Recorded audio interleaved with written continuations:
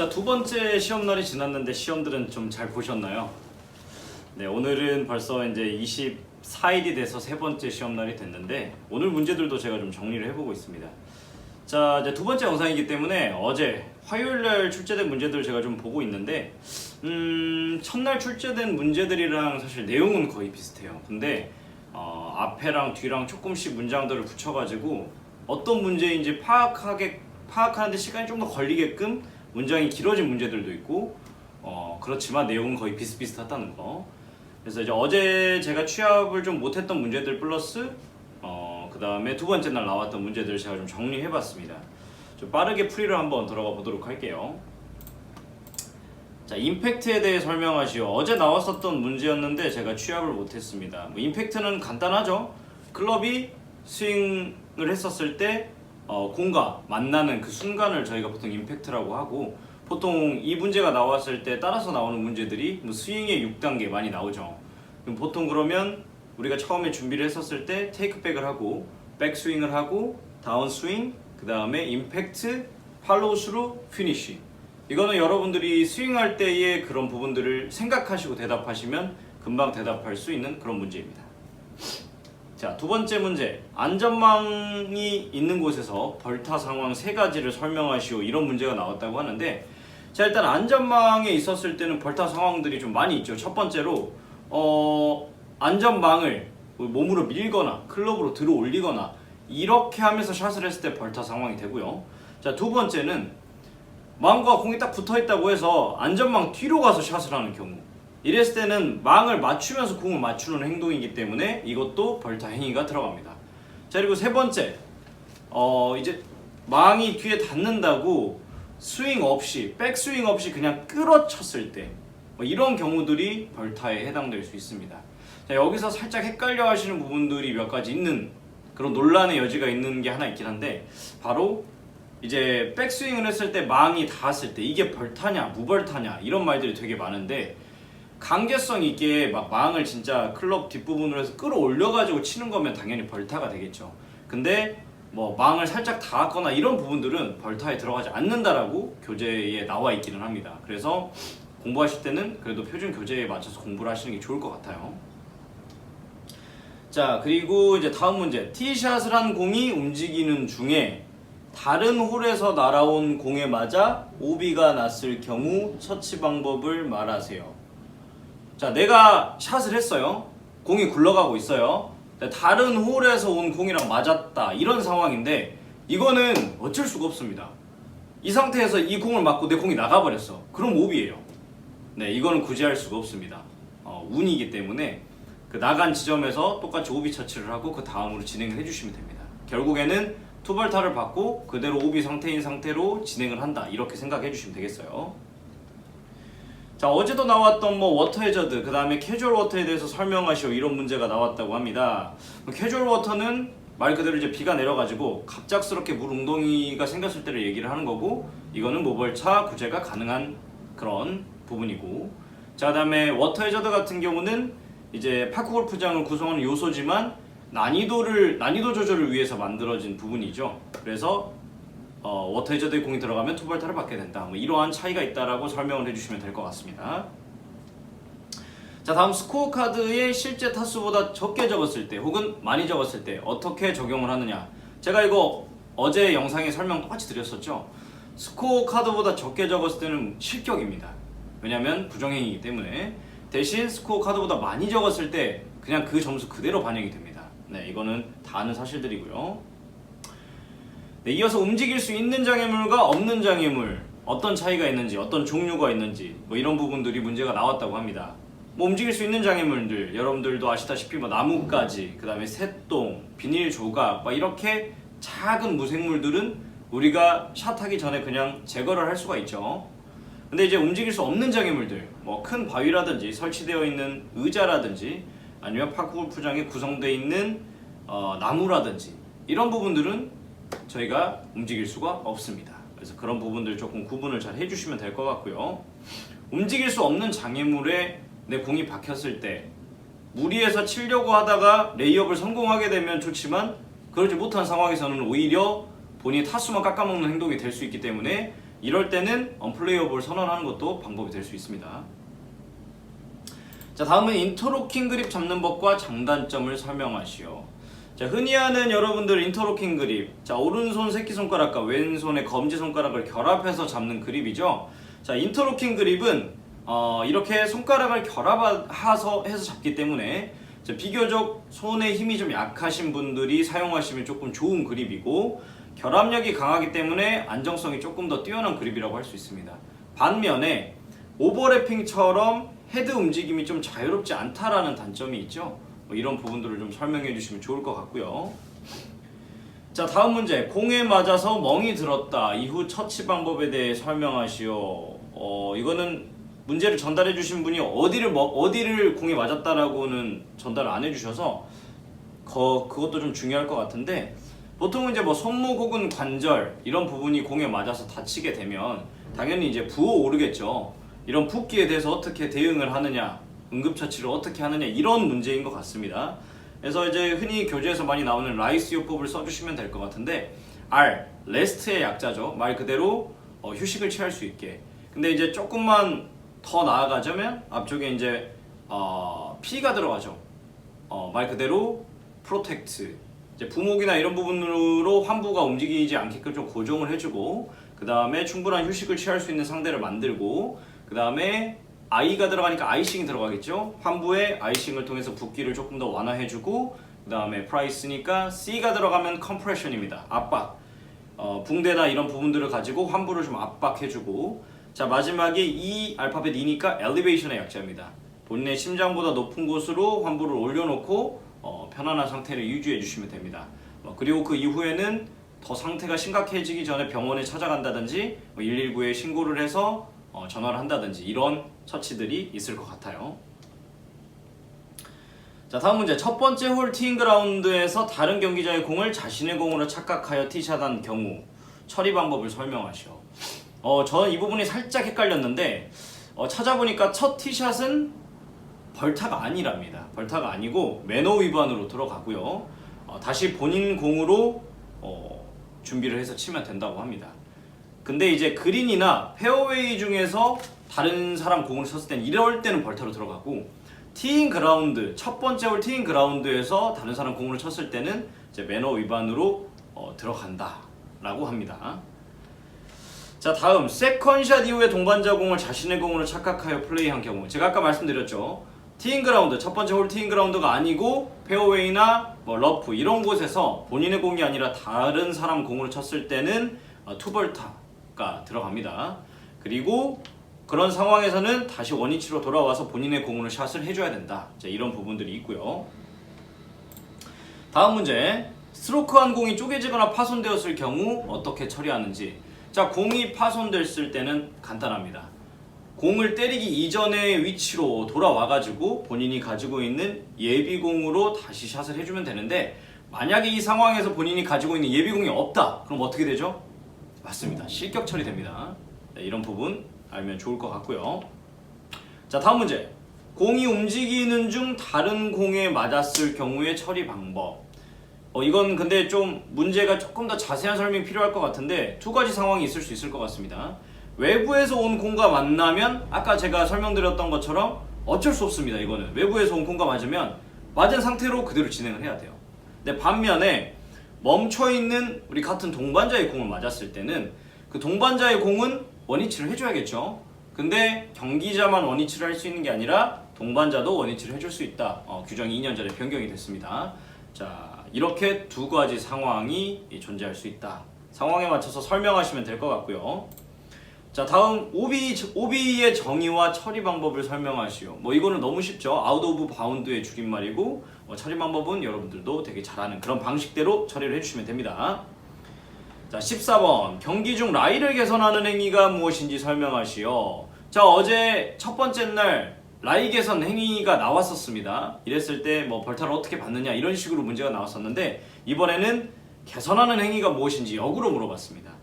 자, 클럽으로 앞쪽 진행 방향을 누른다든지 이런 것도 라이 개선 행위가 되겠고, 그 다음에 발로 이렇게 지면을 좀 눌러가지고 다진다든지 이런 행위도 라이 개선 행위가 되겠죠. 투벌타를 받는 행위에 해당됩니다. 이어서 15번입니다. 준비운동과 정리운동의 차이점을 설명하시오. 이거는 골똘히 생각을 해보면 됩니다. 준비운동은 운동을 하기 직전에 근육을 조금씩 움직여주면서 나 이제 운동을 시작할 거야 라고 하는 워밍업 동작들을 보통 준비운동이라고 얘기하고, 정리운동은 이 단어에 다 정답이 있습니다. 말 그대로 운동이 끝났다, 내 몸에게 알려주는 정리를 하겠다라는 그런 운동입니다. 그래서 충분히 본인의 근육들을 좀 풀어주면서 이제 운동을 끝났으니 살짝 긴장을 풀어도 된다, 이런 부분을 정리운동이라고 저희가 설명을 하죠. 자, 이어서 경기 중인 공을 식별하는 방법을 설명하시오. 여러분들 경기 중인 공은 어떤 공입니까? 네, 티샷을 하고 난 후 커빙까지 이 페어웨이, 러프 모든 공의 상황을 지금 경기 중인 공이라고 얘기를 합니다. 뭐 오비 처치를 했었을 때 공을 집어 올렸을 때는 경기 중이 아니겠지만, 샷을 하고 커빙까지의 모든 상황에 놓여져 있는 공을 다 경기 중인 공이라고 합니다. 그래서 그런 거를 좀 잘 설명해 주시면서 얘기를 하면 될 것 같아요. 자, 다음은 분실구의 정의와 처리 방법을 설명하시오. 공이 분실되면 여러분 몇 분의 시간이 주어지죠? 맞습니다. 딱 3분의 시간이 주어집니다. 그래서 3분의 시간 동안 공을 찾지 못했을 때는 분실구로 판정을 하게 되는데, 이제 그런 경우 분실됐다고 추정되는 지점에서 깃대를 보고 좌우에서 이제 깃대와 가깝지 않은 곳에서 투클럽 이내에 본인의 예비공을 두고 처치를 해주시면 되는데, 공을 분실했기 때문에 투벌타를 받게 됩니다. 여기도 똑같이 본인이 가지고 있는 예비공이 없다면 실격 처리됩니다. 네, 그리고 두 번째 날은 뭐 안전수칙 관련된 부분들의 문제가 좀 나온 것 같아요. 파크골프 경기 시 안전수칙을 설명하시오. 뭐 간단합니다. 파크골프 공을 칠 때는 먼저 자기가 때렸다고 해서 앞서가지 않는다, 뭐 이런 부분들. 그리고 모든 플레이어들이 샷을 하고 나서 같이 움직인다. 또한 페어웨이에서는 먼 거리에 공이 놓여져 있는 플레이어부터 먼저 경기를 시작한다. 그리고 공이 궤도를 벗어나서 다른 홀로 넘어갔을 때는 반드시 큰 소리로 뭐 공이라든지 뭐 조심하세요, 이런 부분들을 외쳐주셔야겠죠. 자, 그리고 이제 공이 다른 홀로 넘어가서 그거를 가지러 갈 때 홀의 경기가 진행되는지 진행되고 있지 않은지를 한번 확인하시고 손을 들고 수신호를 먼저 진행해 주신 후에 안전하게 공을 가져와야 된다. 샷을 할 때는 항상 샷을 하고 있는 경기자 뒤쪽 안전한 곳에서 대기를 하면서 기다려야 된다. 이런 부분들도 안전수칙에 해당이 될 것 같습니다. 자, 이어서 기본 에티켓과 매너를 설명하시오, 이런 부분들이 있죠. 뭐 매너하면 샷할 때 떠들지 않는다, 뭐 말하지 않기, 퍼팅 시에 본인의 그림자로 라이를 가리지 않기, 발로 밟지 않기, 이런 부분들. 그리고 동반자가 샷을 할 때 막 움직이거나 서성거리지 않는다. 또한 경기 중에 타인을 뭐 지도하거나 지적하지 않는다, 이런 부분들. 마지막으로는 본인이 컵인했다고 해서 먼저 다른 홀로 넘어간다든지 뭐 그런 행동을 하지 않는다. 이 정도가 될 것 같습니다. 파크골프 지도자의 안전관리 의무를 설명하시오. 뭐 이거는 조금 설명하기가 살짝 어려울 수 있는 문제이긴 한데, 이제 저 같은 경우는 이런 문제가 나왔을 때 첫째로 사전 점검이 좀 필요한 부분이다라고 생각을 합니다. 이제 라운드 전에 뭐 코스 상태, 아니면 장애물의 유무, 혹은 동반자의 복장과 옳은 장비를 사용하고 있는지 그런 점검이 의무적으로 필요할 것 같고요. 준비 운동도 좀 같이 진행을 해줘야 된다는 점. 자, 두 번째는 경기 중에 감독을 할 의무가 있다라고 저는 생각을 하는데, 동반자 간의 안전거리 확보, 혹은 앞팀이 완전하게 홀을 벗어나간 후에 진행을 할 수 있게끔 조금 지도를 해준다든지, 이런 부분들이 살짝 필요할 것 같습니다. 그래서 그렇게 감독을 해주는 의무가 두 번째로 좀 필요할 것 같고, 이제 셋째는 가장 중요한 또 안전, 그 다음에 사고가 발생했을 때 사고 대처 관련된 응급처치에 대한 의무라고 생각을 합니다. 그래서 사고나 부상 발생 시 경기를 바로 중단하고 라이스 요법이나 응급처치에 관련된 순서를 통해서 빠르게 안전하게 더 사고가 번지지 않게 할 수 있는 그런 응급처치의 의무들이라고 생각을 합니다. 제가 말한 것들은 그냥 저희 견해일 뿐이지 이게 정답이라고 말할 수는 없어요. 그래서 여러분들이 문제를 보고 여러분들에 맞게끔 직접 문제를 풀어주시면 될 것 같습니다. 자, 다음 경기 중 부상 발생 시 응급처치 순서, 라이스 응급처치가 아까 처음에 나왔었죠. 레스트, 아이싱, 그 다음에 컴프레션, 엘리베이션 순서에 맞게끔 응급처치를 한다, 설명해 주시면 될 것 같고요. 자, 그리고 이제 뭐 생활뿐 아니라 노인지도사, 그 다음에 유소년 지도사 문제들도 좀 나왔던 것 같습니다. 첫 번째, 노인지도사 출제 문제 먼저 설명드릴게요. 자, 노인지도자의 자질에 대해 설명하시오. 뭐 보통 이런 것들은 노인의 신체적, 심리적 변화를 이해하고 존중하는 태도가 필요할 것 같고, 두 번째는 노인 특성에 맞는 운동 처방과 뭐 상황에 맞는 응급처치에 대한 지식이 필요할 것 같고요. 세 번째는 노인 또한 눈높이 교육이 필요하고 알아먹기 쉽게 명확하게 소통을 하는 그런 능력이 필요하다고 생각합니다. 자, 단골 문제입니다. 노인지도시 유의사항. 자, 세 가지만 기억하세요. 안전 관련된 부분, 개인차, 그리고 당시의 환경을 상당히 고려를 해야 되는데, 시작전 참가자의 컨디션, 질병 유무 무조건 확인해 주셔야 됩니다. 그 다음에 개인차가 크기 때문에 막 엄청 무리한 경쟁을 부추기기보다는 안전하게 저강도부터 천천히 이 스포츠를 즐길 수 있게 해주셔야 되고요. 세 번째로는 요즘 좀 가장 또 대두가 되고 있는 온열 질환들, 날씨가 되게 덥기 때문에 온열, 혹한, 낙상 이런 부분들의 요인을 철저히 점검을 해야 된다. 이런 부분이 좀 유의사항으로 들어갈 것 같습니다. 자, 계속 문제가 중첩이 되는데 다음 문제가 노인을 대상으로 파크 골프를 지도하는 방법에 대해서 구술을 하시오. 이제 결국에는 시범 중심, 노인의 신체 맞춤이 필요하고, 세 번째 충분한 휴식이 핵심이 될 것 같습니다. 그래서 복잡한 용어보다는 시범을 보이면서 쉽게 설명을 해줄 필요가 있고, 두 번째 정석대로 가르치는 것보다는 우리 노인의 컨디션이나 신체 환경에 따라서 교육을 해줄 필요성이 있습니다. 자, 세 번째, 체력 저하를 막기 위해서 조금 저강도로 천천히 시작을 해주고, 이제 휴식이 조금 동반되는 그런 운동이 진행이 되어야 안전하게 플레이를 할 수 있을 것 같다. 이렇게 설명해 주시면 될 것 같습니다. 자, 다음 노인 스포츠의 참여의 효과에 대해서 설명하시오. 이것도 이제 어제 나왔던 부분들이죠. 이제 첫 번째로 신체적 근력이랑 유연성 향상에 도움이 되기 때문에 신체적 부분에 기여를 하고, 두 번째는 심리, 성취감을 통해서 우울증도 예방을 하고 다양한 자아 존중감도 높여줄 수 있는 효과를 가지고 있고요. 자, 세 번째는 사회적 효과죠. 파크골프는 혼자 치는 스포츠가 아니기 때문에 동료들과 함께 노년기의 소외감과 고독감을 극복할 수 있는 좋은 스포츠다. 이렇게 설명을 해주시면 될 것 같습니다. 다음 문제. 노인 대상 파크골프 프로그램 구성 시 고려사항을 설명하시오. 이거 어제 유소년에서도 나왔었죠. 자, 제일 중요한 거 안전 관련해서 부상 방지, 그리고 수준별 편성, 휴식 공간, 제가 아까 다 말씀드린 부분입니다. 이거를 조금만 녹여서 설명을 해주시면 충분히 좋은 점수를 받을 수 있을 것 같습니다. 자, 그래서 노인 관련된 부분은 적당한 휴식, 사전에 질병 체크, 무리 없는 운동량, 수준에 맞는 운동을 시켜야 된다. 저강도부터 천천히, 이런 부분만 기억을 해주시면 좋을 것 같습니다. 자, 다음은 유소년인데요. 유소년 스포츠 지도의 필요성을 설명하시오라는 문제가 나왔습니다. 자, 유소년 스포츠는 신체 성장과 정서 발달, 그리고 사회적 함양을 위해서 반드시 필요한 스포츠라고 생각을 하고요. 그래서 첫 번째, 유소년기에는 신체 성장과 운동 신경의 성장이 이루어지기 때문에 이런 부분들이 조금 지도할 때 중요한 부분이다. 자, 두 번째는 실체 활동을 통해서 스트레스를 되게 해소를 많이 할 수 있고 정서적 안정감도 얻을 수 있기 때문에 유소년 스포츠가 필요하고요. 자, 세 번째는 규칙을 준수하고 동료들과 협동하는 과정에서 협동심 혹은 배려나 올바른 사회성을 기를 수 있다. 자, 그렇기 때문에 유소년 스포츠가 필요하다. 설명을 해주시면 좋을 것 같고요. 자, 유소년 스포츠 지도 시 안전관리 방법 항상 나오는 문제입니다. 어떻게 유소년을 가르칠 거냐? 어떻게 안전에 신경 쓸 거냐? 간단합니다. 유소년 같은 경우는 이제 막 이렇게 가끔은 부잡한 경우도 있고 산만하기 때문에 사고가 되게 잦을 수 있어요. 자, 그래서 시작 전에 충분한 준비 운동과 안전교육, 해당 스포츠에 대한 안전교육이 필요하고요. 자, 두 번째는 아이들이 체형이 급격히 변화하는 시기이기 때문에 체형에 맞는 규격의 장비나 혹은 보호구를 착용해야 되고, 시설물의 위험 요소를 미리미리 제거해서 다치지 않게 사전에 예방한다. 중요한 부분인 것 같습니다.